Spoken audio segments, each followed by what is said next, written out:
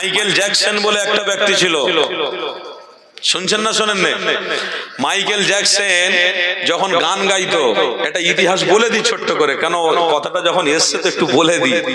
কেন আলোচনা আমি এটা করছিলাম না, আমি আলোচনা গৌসুল আজমের করছিলাম। একটু করতে করতে ওই প্রসঙ্গ টেনে আনলাম। আপনারা মনে করবেন এই রে হুজুর মনে হয় হড়কে অন্যদিকে চলে যাচ্ছে। না না, আমার আলোচনা মনে আছে, আমি বলবো। কিন্তু কথা প্রসঙ্গ যখন এসে গেল একটু বলে দিই। মাইকেল জ্যাকসন দেখবেন তখনকার সময়তে রোগা পাতলা মানুষ, খুব ড্যান্স করতো, খুব গান গাইতো। বলছে তার গানটা শুনে অনেকে কান্নাকাটি করেছে, আত্মহারা হয়ে গেছে, পাগল হয়ে গেছে। মাইকেল জ্যাকসন যখন আস্তে আস্তে কোটি কোটি টাকা নিয়ে এক একটা স্ট্রপ করতে লাগলো, মানে প্রোগ্রাম করতে লাগলো। যেমন আমরা আসি হুজুররা, আপনারা সামথিং একটা হাদিয়া দেন, হুজুর গাড়ি ভাড়া করে এসছেন, লেন বিসমিল্লাহ বলে আমরা চাঁদা পয়সা তুলেছি, খুশি করে ওটা দিচ্ছি। মাইকেল জ্যাকসন যখন এইরকম প্রোগ্রাম করতো, ইবলিশ শয়তানের প্রোগ্রাম, ইবলিশ শয়তানের যখন এই অনুষ্ঠানগুলো করতো, কোটি কোটি টাকা ইনকাম করতো। কোটি টাকা নিত তবে আসতো, আর তাকে নেওয়ার জন্য কোটি কেন, ডলারও দিতে মানুষ পুরো মানে প্রস্তুত থাকতো যে হ্যাঁ দেবো, ওকেই চাই।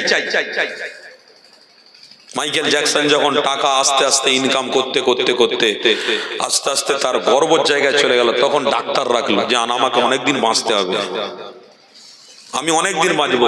মাইকেল জ্যাকসন বলেছিল আমি 150 বছর বাঁচবো। কত বছর? মাত্র 150 বছর বাঁচবো।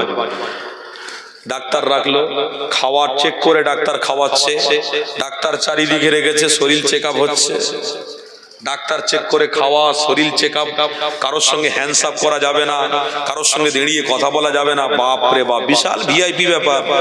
কোটি কোটি টাকার মালিক 50 বছর টপকেছে। কত বছর? 50 বছর, ঠিক 51 বছরে ছুঁই ছুঁই। ডাক্তাররা অলরেডি দাঁড়িয়ে আছে। ইতিহাস হিস্ট্রি বলছি, ঘুমিয়েছিল, যে ঘুমিয়েছে ওই অবস্থায় ঘুমিয়ে গেছে, আর আল্লাহ তাকে তোলে নে। এবার ডাক্তাররা অনেকক্ষণ পরে ছুটে এসেছে, এসে শরীরে হাত দেখে দেখে না ঠান্ডা হয়ে গেছে। লাশ মরে যাওয়ার পরে ঠান্ডা হয় না? গা পা ঠান্ডা কেন বল দেখিনি? এত ডাক্তার থাকার পরেও গা ঠান্ডা কেন?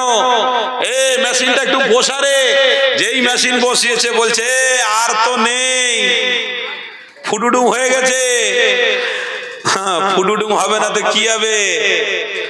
বেশি চালাকি করতে যেওনি, আল্লাহ তোমার সব চালাকি ছিনিয়ে নেবে। সেদিনে কান্নার লোক খুঁজে